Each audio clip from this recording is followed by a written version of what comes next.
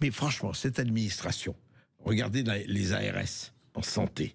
Regardez le problème, regardez l'éducation nationale, regardez un certain nombre de choses où les pratiquants, je veux dire, l'administration, je pense qu'ils ont qui ne sont pas, il faut de l'administration, je ne dis pas qu'il n'en faut pas, mais quand il y a 30 à 35% de l'administrateur par rapport à d'autres pays qui en ont 20, il y a quand même un problème. Exactement, c'est-à-dire qu'on dépense autant en santé que les Allemands, 12 points de PIB, on a 30% d'administratifs en plus, 30% de soignants en moins.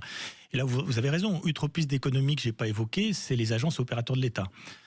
Je vous donnais l'exemple de la santé au travail, mais comment voulez-vous piloter cette politique? Vous avez l'ANAC, l'Agence nationale d'amélioration des conditions de travail.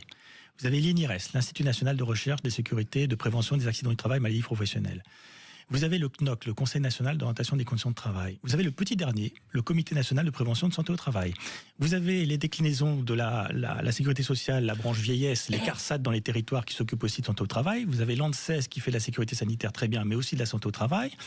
Vous avez Eurogip, qui est un groupe d'intérêt public français qui fait des comparaisons européennes sur la santé au travail. Vous avez les SPSTI, les services de prévention et de santé au travail interentreprises, donc en gros les médecins du travail.